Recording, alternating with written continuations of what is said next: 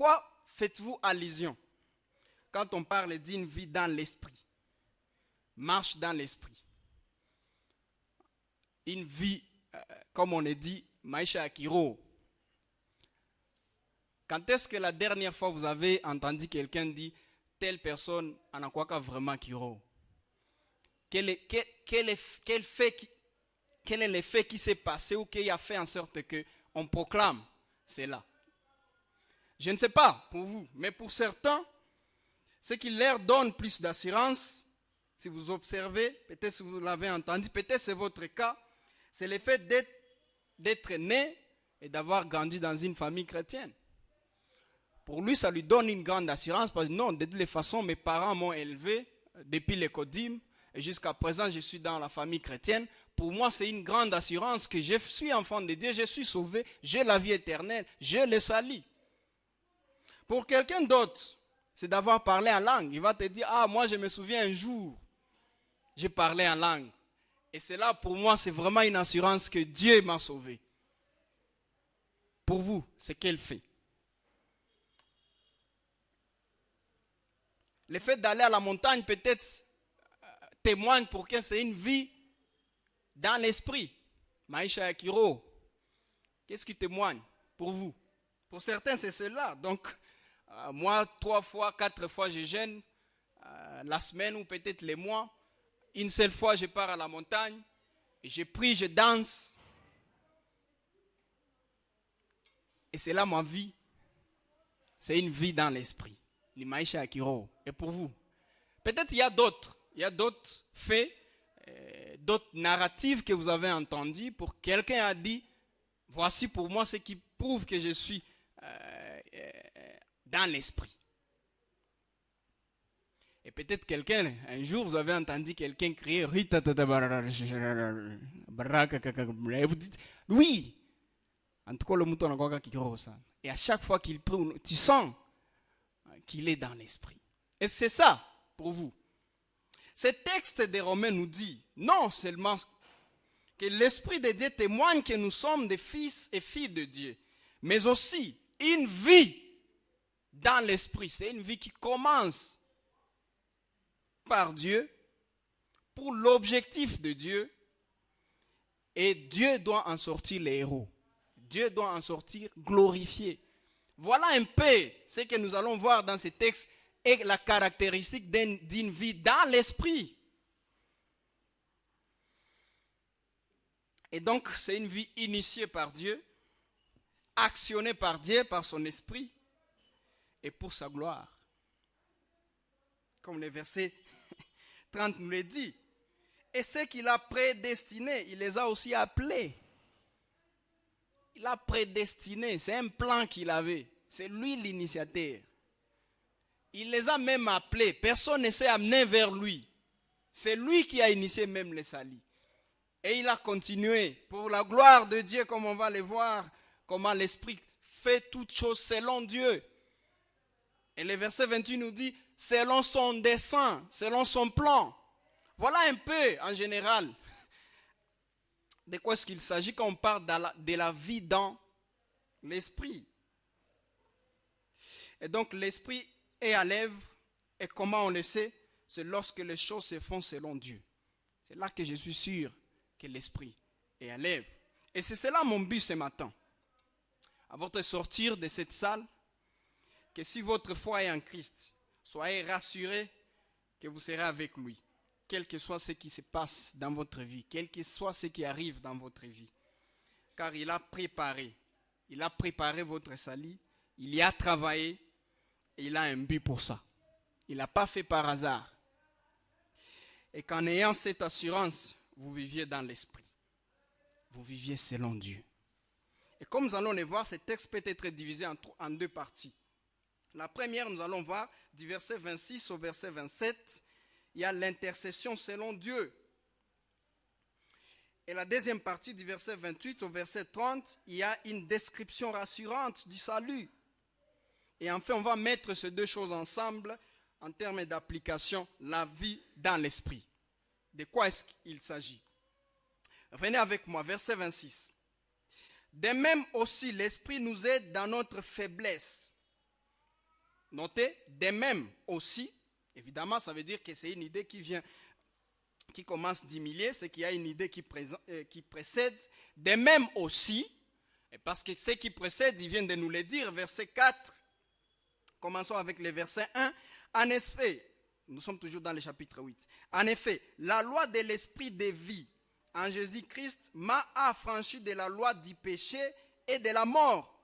Verset 4. Et cela afin que la justice de la loi soit accomplie en nous qui marchons non seulement selon la chair, mais selon l'esprit.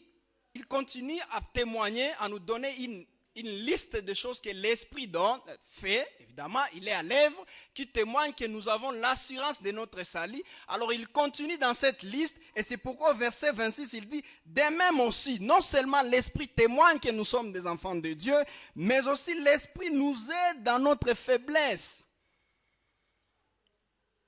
Et donc pour les rassurer que nous sommes faibles, mais souvenez-vous, l'esprit nous aide dans cette faiblesse. C'est ce qu'il est en train de dire. Identiquement, de même aussi, de même que l'esprit témoigne que nous sommes enfants de Dieu, de même l'esprit également nous aide dans notre faiblesse. Mais pourquoi nous sommes dans la faiblesse? Souvenez-vous, quand nous lisons Genèse 1, on nous dit que tout ce que Dieu a créé, y compris l'homme, était bon. Donc l'homme a été créé parfaitement. Et si vous êtes dans la perfection, on ne peut pas parler de faiblesse. Mais évidemment, avec la chute, comme Adam et Ève ont décidé de désobéir à Dieu, cela a conduit à une faiblesse. Et donc vous et moi, nous héritons cette faiblesse parce que nous naissons étant morts spirituellement. Nous naissons en ayant la nature d'Adam. Et nous naissons donc de cette faiblesse qui existe toujours. Mais dans notre faiblesse, on nous dit, l'esprit nous aide. Car nous ne savons pas ce qui nous convient de demander. Et donc, les premiers problèmes dans la prière, ou quand nous parlons à Dieu, viennent de ce que nous sommes faibles. Ce n'est pas d'abord la forme de la prière. Ce n'est pas est-ce que j'ai prié en étant debout, est-ce que j'ai prié en étant assis, est-ce que j'ai prié en m'agenouillant, est-ce que j'ai prié en étant à la montagne. Ce n'est pas même les moments ou les lieux où on va prier. Le vrai problème d'abord, c'est la faiblesse. Et nous sommes dans cette faiblesse. Et pour un chrétien, on nous dit maintenant, pour votre salut, ne vous laissez pas distraire par votre faiblesse et douter de votre salut. Non, parce que dans la même faiblesse, l'esprit vous aide. Et donc, l'une des tragédies de la chute d'Adam est que tout le monde est né avec cette faiblesse. C'est tellement crucial. Pourquoi? Parce qu'il nous dit, de même aussi que l'esprit nous aide dans notre faiblesse, car nous ne savons pas ce qu'il nous convient de demander dans nos prières. Pourquoi je dis que c'est crucial? Parce que ce qui est plus important, c'est notre relation avec Dieu. Et la relation avec Dieu, ça veut dire Dieu me parle, moi je lui parle. Et cela se passe par les prières. Alors on nous dit que nous sommes dans une position de faiblesse, que cela ne se passe pas comme ça devrait se passer. Parce que d'abord, nous ne savons pas ce qu'il convient de demander. Donc, ce n'est pas même que nous ne savons pas prier. Donc, vous pouvez savoir prier, mais le contenu de la prière, c'est ça le problème. Alors, il dit, l'Esprit nous aide dans cette faiblesse. Dans cette faiblesse, nous ne savons pas ce qu'il convient de demander. Donc, dans nos prières, d'où le problème, c'est le contenu et surtout, comme je viens de le dire, dans les circonstances les plus précises. Quand nous souffrons, la partie que Hassan a bien lu pour nous, il y a même des souffrances qui arrivent et qui conditionnent malheureusement nos prières. Nous prions selon les circonstances.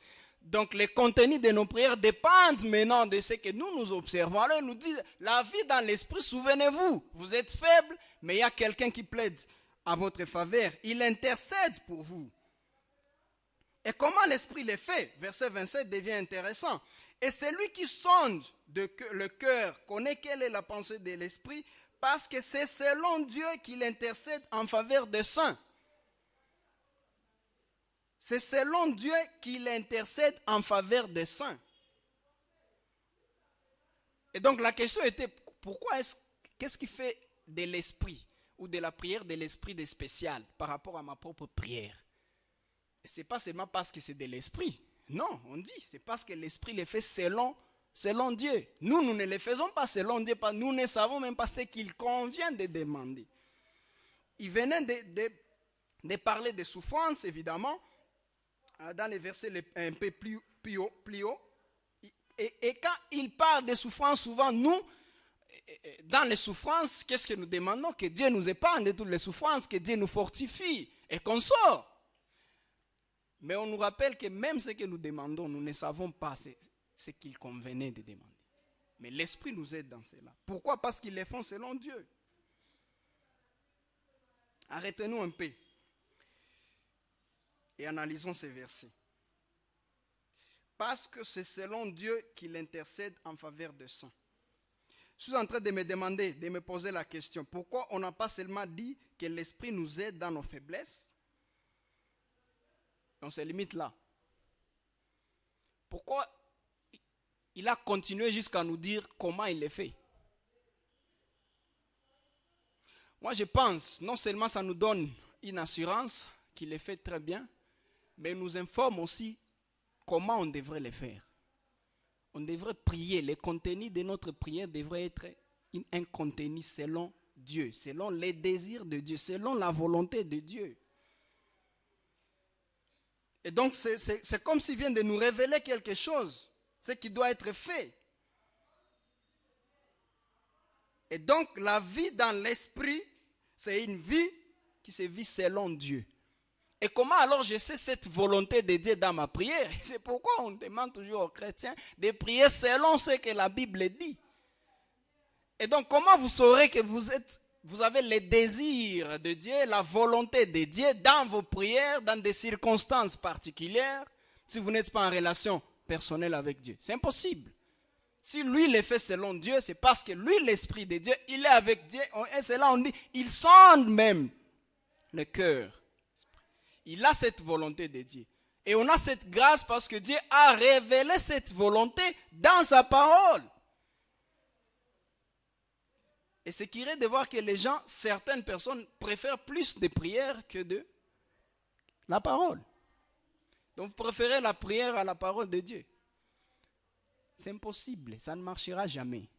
Et donc, moi je suis convaincu que quelqu'un qui prend la Bible au sérieux, sa vie sera dévouée à la prière, parce que la même Bible va vous amener à la prière. Mais le plus grand avantage de commencer par la parole de Dieu, c'est parce que même le contenu de vos prières vont se faire selon Dieu. Ça ne sera plus selon vous. Et je pense que c'est pourquoi on nous a dit même comment l'Esprit le fait. Ce n'est pas seulement pour nous rassurer, mais également pour nous dire que comment nous aussi nous devons le faire. Et il continue maintenant au verset. Après avoir dit tout cela, les rassurer qu'il y a quelqu'un qui les aide dans la prière, dans leur conversation avec Dieu. Il continue. Il dit, verset 28, « Nous savons du reste que toute chose concourt au bien de ceux qui aiment Dieu, de ceux qui sont appelés selon son dessein. » Toute chose. Je ne sais pas si vous avez noté. Deux choses. Première chose, toute chose.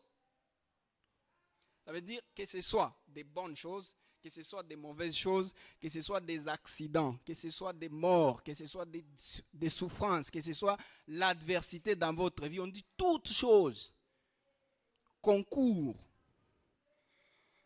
au bien de ceux qui aiment Dieu. Souvent, nous interprétons très mal ces passages et on pense que quand je suis en train de souffrir, ah non, toute chose concourt au bien de ceux qui aiment Dieu. Donc, je sais que demain ou après-demain, la souffrance va passer. Ce n'est pas ce qu'on est en train de dire. Donc ça peut ou ne pas passer, mais tout concourt au bien de ceux qui aiment Dieu. Il n'y a pas d'exception dans cela. Alors il a dit, méfiez-vous, cela ne va pas vous amener à douter de votre salut. Est-ce que réellement Dieu m'a sauvé pendant que je suis en train de courir toutes ces histoires? Il dit non, souvenez-vous, il y a quelqu'un qui plaide à votre place et il est fait selon Dieu. Mais tout ce que vous êtes en train de faire, auquel vous êtes en train de faire face dans votre vie, tout cela concourt à votre bien. Mais est-ce que toute chose concourt à bien de tout le monde? Non. Il dit seulement à une catégorie de gens. À ceux qui aiment Dieu.